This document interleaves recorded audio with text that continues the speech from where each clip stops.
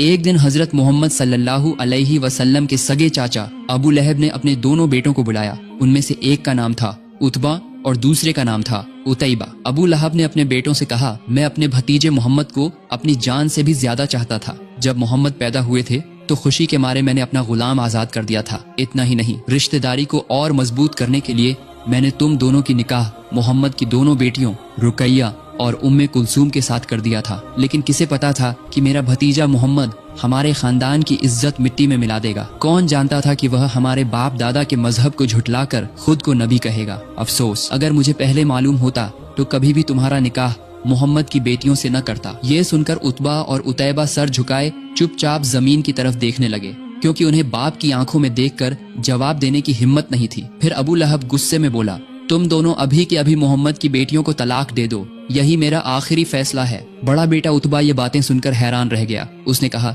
अब्बा जान, आप ये क्या कह रहे हैं? चाचा, मोहम्मद का जो भी गुनाह है उसकी सजा हम उनकी बेटियों को क्यों दें? इस पर अबू लहब गुस्से से बोला, मोहम्मद को तकलीफ पहुंचाने के लिए ही तुम लोग उन्हें तलाक दोगे, और जब मोहम्मद को मालूम होगा कि उसकी वजह से उसकी बेटियों को तलाक दे दिया गया है, तब मैं उसके चेहरे का हाल देखना चाहता हूँ। लेकिन अपने वालिद का ये हुक्म उतबा किसी भी सूरत में मान नहीं पा रहा था। वह अपनी बीवी से जान से भी ज्यादा मोहब्बत करता था। उसने अपनी बीवी से जिंदगी भर का साथ निभाने का वादा किया था, और वही वादा उसके दिल में बार बार ताजा हो रहा था।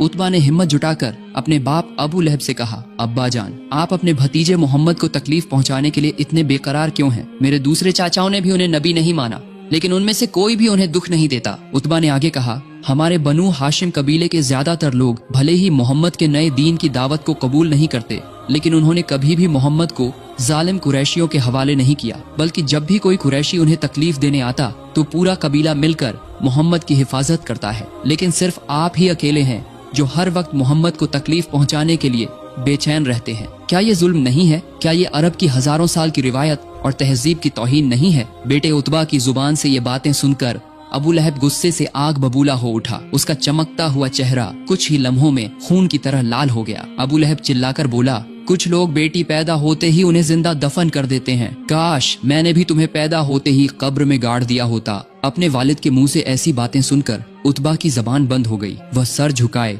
खामोश खड़ा रह गया। इतने में खामोशी को तोड़ा अबू लहब के दूसरे बेटे उतैबा ने। उतैबा बोला, अब्बा जान, भाई उतबा जैसी बातें मैं कभी भी आपसे नहीं कहूँगा। मैं अभी इसी वक्त अपनी बीवी को तलाक देता हूँ। लानत है मेरी बीवी उम्मे कुलसूम पर, और लानत है उसके बाप मोहम्मद पर।